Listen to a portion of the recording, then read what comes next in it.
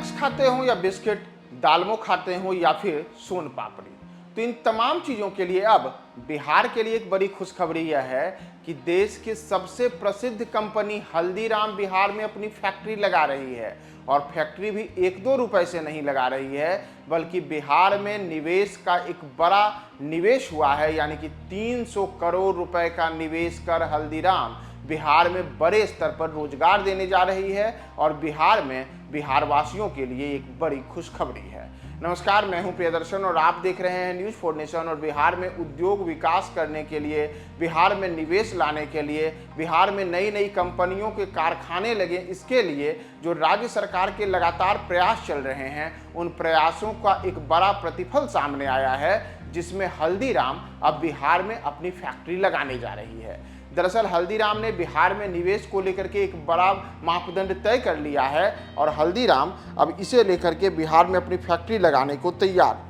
दरअसल हल्दीराम की यह फैक्ट्री पटना के बिहटा में लगेगी और इस फैक्ट्री को लगाने से एक तो बड़े स्तर पर निवेश होगा, दूसरी ओर इस निवेश से कई लोगों को रोजगार मिलेंगे, नौकरियों का सृजन होगा और हल्दीराम द्वारा इस इकाई में स्नैक्स, नमकीन, मिठाई के तमाम निर्माण किए जाएंगे। राज्य के उद्योग एवं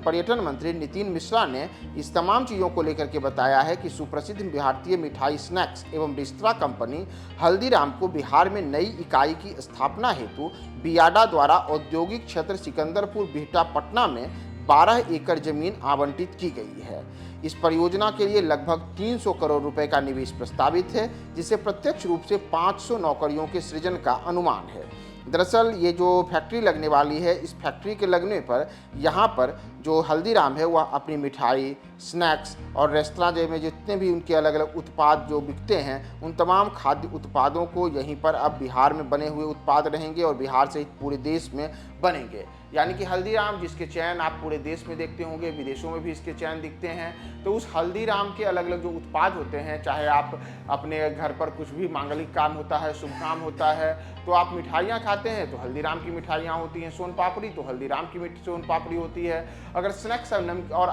नमकीन आइटम खाना हो तो कई किस्म के भुजिया से लेकर के और दालमोट तक हल्दीराम के मिलते हैं। और देश विदेश में जहाँ कहीं भी आप जाते हो तो अपने साथ हल्दीराम का जो पैकेट लेके जाते हैं वह अब बिहार में बनेगा और बिहार में बना हुआ हल्दीराम का स्नैक्स, नमकीन, भुजिया अब पूरी देश दुनिया में बिकेगा। तो बिहार को लेकर के एक बड़ी यह खुशखबरी है कि बिहार में अब हल्दीराम अपनी फैक्ट्री लगाने जा रही है और इस फैक्ट्री में बने उत्पाद अब पूरे देश के लोग, पूरी दुनिया के लोग बिहार की मिट्टी पे बने हुए खाद्य उत्पादों को खाएंगे।